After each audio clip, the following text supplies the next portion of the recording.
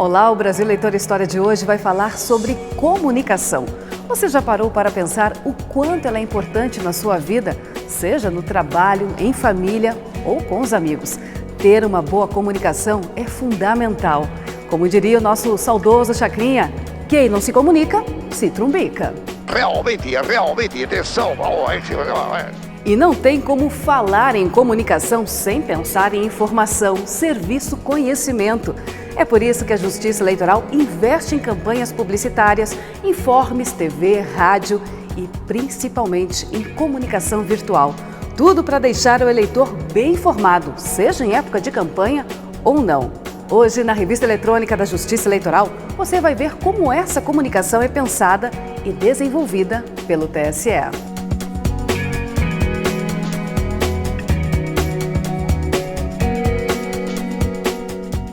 Comunicação e tecnologia. Definitivamente, essas duas não sobrevivem mais uma sem a outra. Mas para transitar com eficiência no mundo digital que vivemos hoje, foram muitas as mudanças trazidas pelo tempo e pela sociedade. Informação na palma da mão? Isso era quase impossível há alguns anos. E olha que eu nem estou falando de muito tempo assim, não. E dá para acreditar que esse pequeno aparelho aqui revolucionou a forma de se fazer TV? O TSE conseguiu reunir tudo o que precisava para fazer um programa de televisão usando o aplicativo WhatsApp. O WhatsApp hoje ele nos permite, por exemplo, nós temos o Tribunal Superior Eleitoral e 27 tribunais regionais eleitorais. Alguns têm estrutura para gravação de vídeo e outros não. O que nós fizemos? Nós assumimos as gravações por dispositivos móveis. Então, o que nós fazemos? Nós fazemos um Povo Fala lá no Mato Grosso, que é enviado para a gente pelo WhatsApp. Então, assim, o WhatsApp hoje, a gente faz televisão pelo WhatsApp, sabe? Nós fizemos a cobertura das eleições municipais por meio do WhatsApp.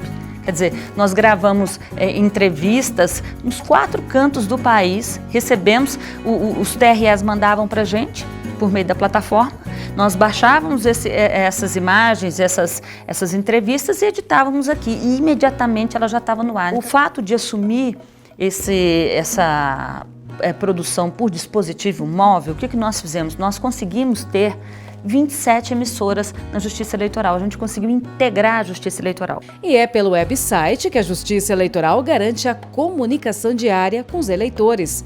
Todas as informações, desde onde tirar o título de eleitor, local de votação, mudança de endereço, dados de gastos de candidatos, dúvidas, sugestões, tudo está disponível na rede. A comunicação no TSE sempre foi uma coisa muito forte, porque o TSE precisa falar diretamente com o eleitor e com um público muito amplo, diferente de outros órgãos do judiciário que falam muito mais com um público mais segmentado e preparado. A gente precisa falar com o eleitor de todas as idades, de todos os níveis sociais, econômicos, culturais, e isso sempre exigiu um trabalho de comunicação muito mais elaborado e muito mais forte. Então, o que a gente fez? A gente ampliou a nossa presença nas redes sociais, tanto em produção de conteúdo como em abertura para ouvir a população. A partir do momento que a gente abriu para ouvir o que as pessoas tinham a falar, a gente começou a gerar demandas para as outras áreas de comunicação. Então é uma comunicação muito mais integrada e com um foco muito maior em atender a necessidade real e interagir com o cidadão.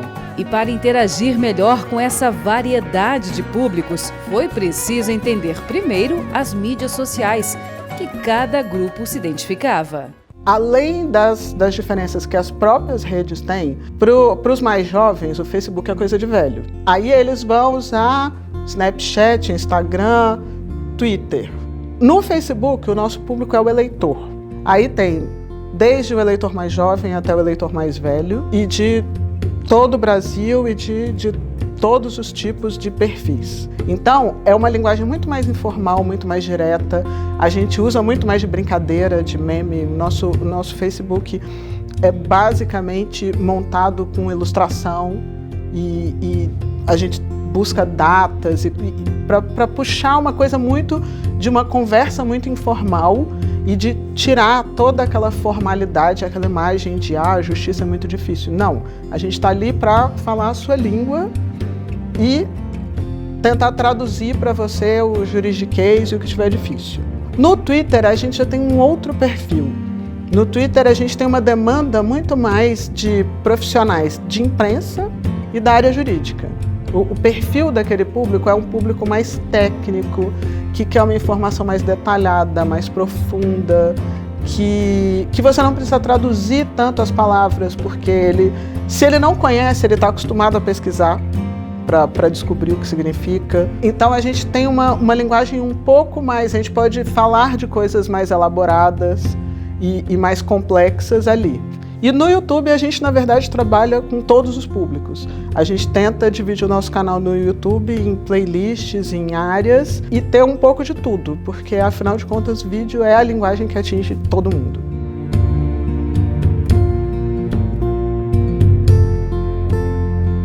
A gente começou a perceber que outras formas de comunicação também eram boas de se fazer.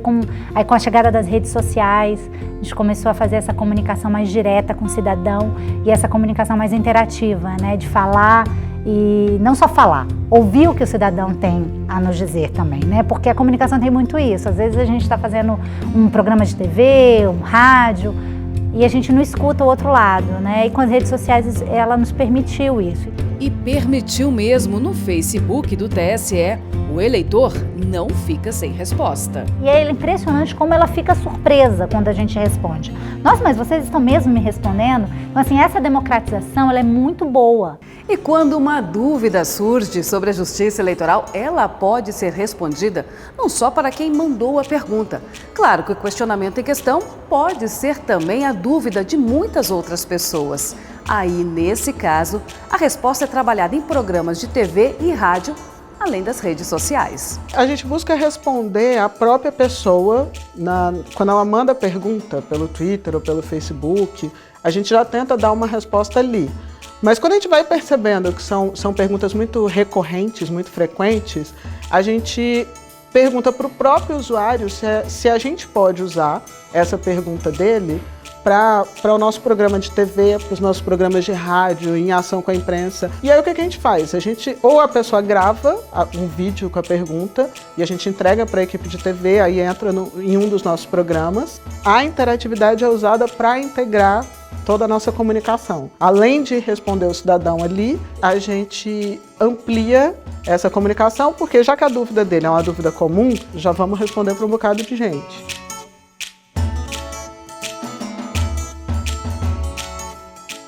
Sabe essa cena que você acabou de assistir? Ela é uma sessão plenária do TSE. Todas as decisões dos ministros podem ser assistidas ao vivo pela internet. Ou seja, qualquer cidadão pode ficar por dentro das decisões que ocorrem no tribunal, aqui em Brasília. A gente tem sessão plenária no TSE 2 vezes por semana, né? Na terça-feira à noite e na quinta-feira de manhã.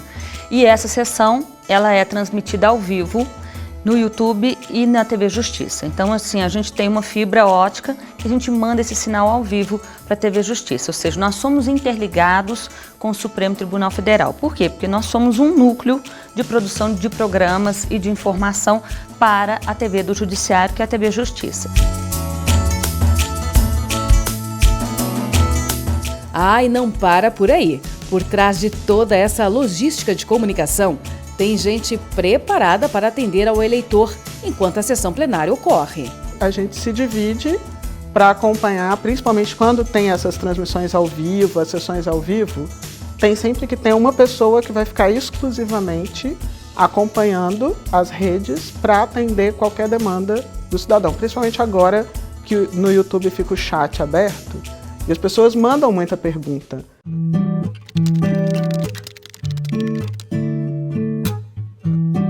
E quando é ano de eleição, aí sim a comunicação da Justiça Eleitoral fica a todo vapor. É preciso informar o eleitor, o candidato, os partidos políticos e também a imprensa. Essa sim tem que estar com todos os dados disponíveis para levar ao cidadão a informação precisa e correta.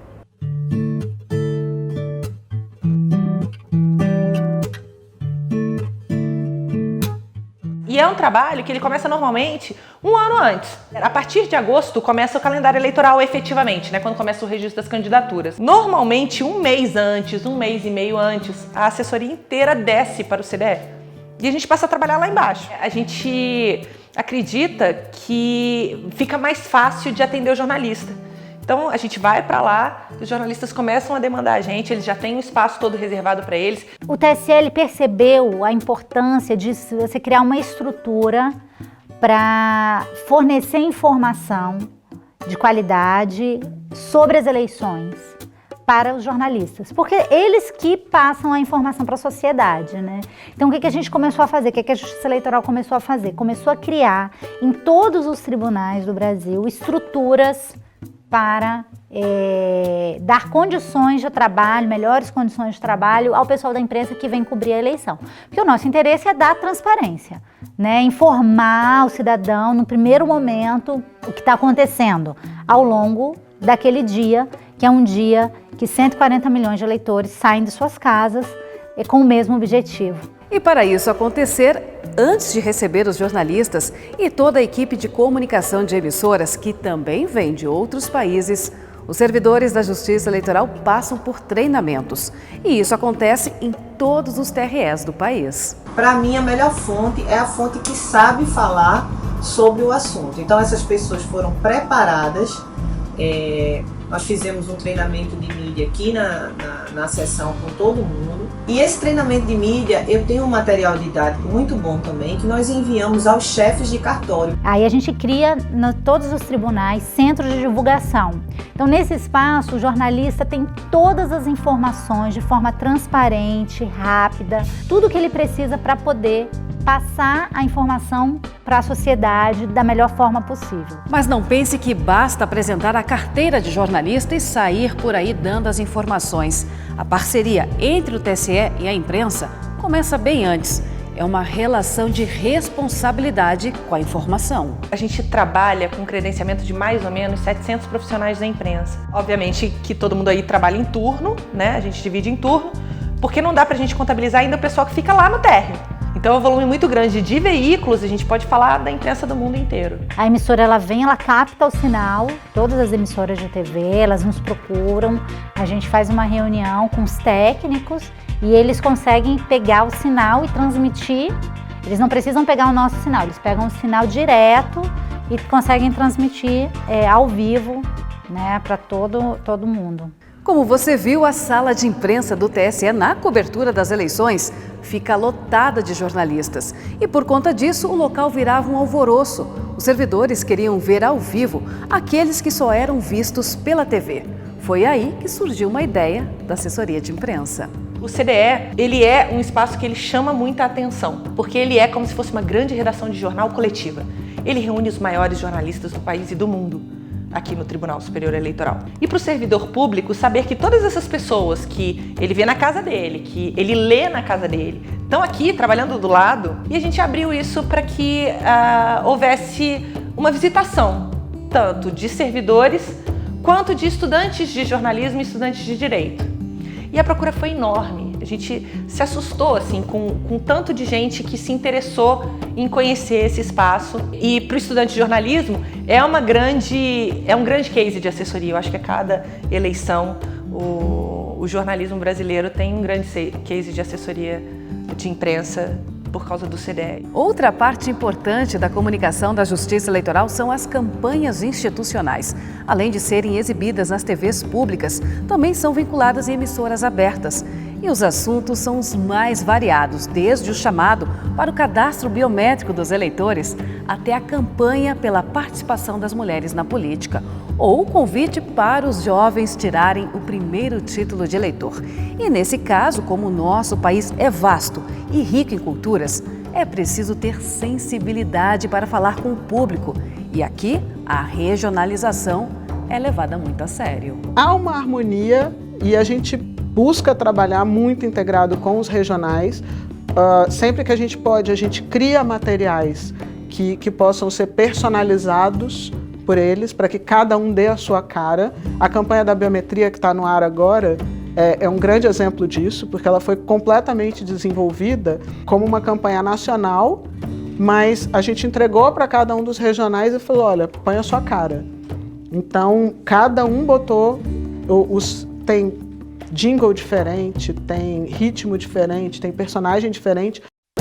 Vem, a biometria vem, não pode faltar ninguém, a cidadania está na ponta do seu dedo também. Além de toda a comunicação com o eleitor, a Justiça Eleitoral também faz campanhas internas.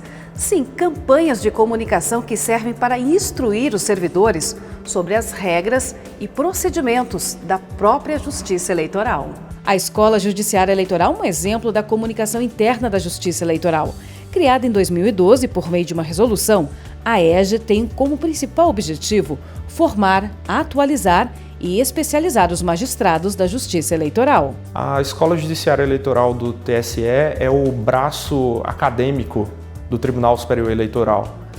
Ela desenvolve diversas ações, basicamente em 3 eixos de atuação, que são a capacitação, a formação de magistrados e servidores em direito eleitoral, depois o aprimoramento das práticas eleitorais, que é o braço mais, o eixo mais acadêmico da Escola Judiciária Eleitoral, onde a gente desenvolve eventos, grupos de pesquisa, grupos de estudo, onde está situada a nossa revista científica e, por último, mas não menos importante, o eixo de cidadania, que é a porta de entrada da sociedade, é o braço de contato do tribunal com a sociedade.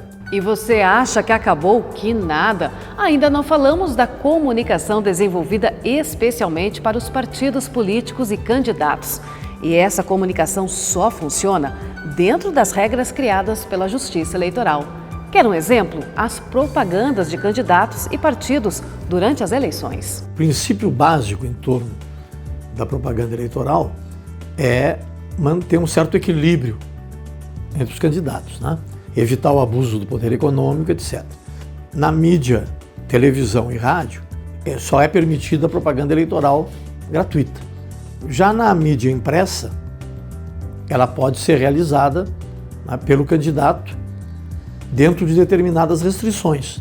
Mas aí é uma propaganda paga, né? Tem restrições de quantidade de inserções, no máximo 10 inserções, e também a dimensão. Hoje, nós temos ainda que, além do aspecto TV, rádio e mídia impressa, nós temos a questão das redes sociais, que também hoje está regulamentado. Pode haver inserções nas redes sociais de matéria publicada, mas também limitado ao máximo de 10 inserções. E se tem campanha de esclarecimento aos candidatos e partidos políticos, o que dirá então para os eleitores? O investimento em conhecimento e informação nunca é demais. Nós temos certas campanhas e certas ações de esclarecimento do eleitor, né, de como votar, tirar o título, regularizar essa situação. Então, por conta disso, a Justiça Eleitoral tem essa previsão legal orçamentária. Então, isso já é um diferencial. E com isso, então, a gente consegue fazer um planejamento interessante de comunicação ao longo do ano e uma coisa continuada e programada, pensando na melhor forma de falar com a sociedade sobre a Justiça Eleitoral. E por falar em forma de se falar com a sociedade, o TSE desenvolveu um programa de TV com uma linguagem própria. É o #Confirma. Aqui não existe juridiquês. Tudo é explicado de forma simples e criativa. E agora os livros dividem o acesso ao conhecimento com a internet. A gente precisava encontrar uma forma que as pessoas buscassem a informação da Justiça Eleitoral, mas que isso também fosse passado para elas de uma forma divertida. Então, assim, ele tem os apresentadores, eles interagem, eles conversam, né? As gravações das cabeças são em croma, a gente busca muito o povo fala, porque ele é um programa que se faz muito com a opinião do povo. Um programa muito legal, assim, inclusive quando a gente está escrevendo, assim, é bem bacana, porque a gente tem muita liberdade. Eu escrevo, às vezes tem textos que eu escrevo que não, né, tem matérias que eu escrevo, tem textos que eu falo que nunca que eu ia imaginar que eu ia falar, assim, tanto de expressão quanto de imagem, da gente poder dar aquela brincada, é bem legal.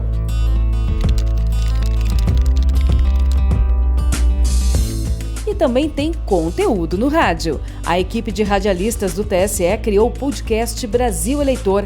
Aqui o ouvinte vai saber tudo sobre o que está acontecendo no mundo jurídico com uma linguagem descontraída.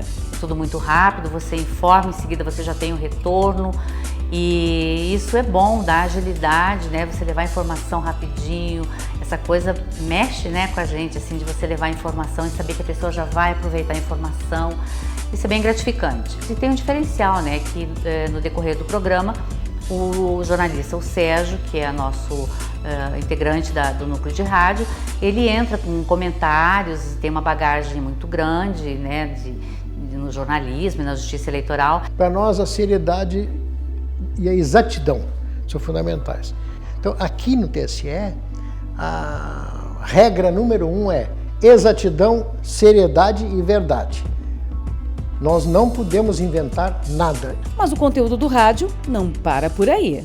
Na rádio também nós temos vários programas, são 3 a 4 programas, além da Voz do Brasil, que nós participamos sempre. Tudo que a gente faz, na verdade, hoje no núcleo de rádio e TV, tudo que a gente faz está na plataforma do YouTube. Ou seja, o que a gente quer que as pessoas tenham? Que as pessoas assistam e busquem a informação da Justiça Eleitoral na hora que elas querem e podem assistir. O TSE sempre se preocupou em informar ao cidadão por meio de programas de rádio e TV, mas não tem como negar.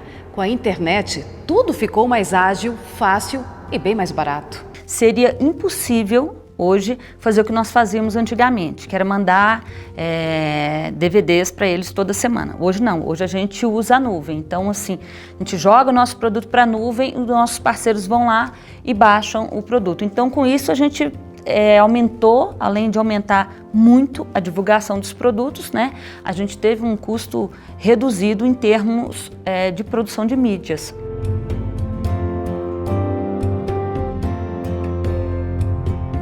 E esse programa que você está assistindo agora, o Brasil Eleitor História, você sabe qual a proposta dele? Como nasceu? O Brasil Eleitor, ele já nasceu com uma concepção assim, que nós tínhamos a ideia de fazer programa por temporada. Então, o Brasil Eleitor, ele vem agora com a assinatura Brasil Eleitor História. A gente consegue passear por essa história de uma forma muito bonita, porque a gente não fica só em Brasília, a gente viajou Brasil afora, então assim, a gente tem vários sotaques, a gente tem várias paisagens, a gente tem o depoimento de pessoas que fazem parte, que constroem essa história da justiça eleitoral. Estamos em Porto Seguro, na Bahia. E você sabe dizer por que o Brasil Eleitor História também desembarcou por aqui? A gente chama que é uma enciclopédia virtual da justiça eleitoral. Essa é a ideia quando foi formatado o Brasil Eleitor História. Então a gente quer que as pessoas, a gente quer trabalhar esse material nas escolas, para que as crianças entendam como que nasceu a justiça eleitoral, como que foi o primeiro voto feminino, o primeiro voto, a primeira eleição direta, a redemocratização. Então tem alguns momentos dessa história que precisam ser contados. Isso, os serviços de informação e de construção de cidadania. Eu acho que é esse o objetivo da comunicação pública, né? Nós somos órgão público, nós somos uma instituição pública, então nós temos que prestar um serviço à sociedade de explicar como é que funciona, o que é ser cidadão, não só também focado apenas no âmbito da justiça eleitoral, né? Mas explicar noções de cidadania, dos direitos e deveres do cidadão.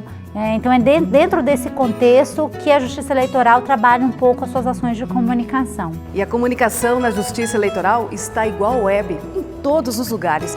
Você já tinha parado para pensar como ela funcionava? Como tudo é desenvolvido para levar informação aos diversos públicos, seja de eleitores, candidatos ou servidores da Justiça Eleitoral? E que tal fazer parte desse mundo da comunicação? Acesse a página do TRE do seu estado ou então assista a programação da Rádio ou TV Justiça. Fica a dica do Brasil Eleitor História. A revista eletrônica da Justiça Eleitoral fica por aqui. Até a próxima. Tchau!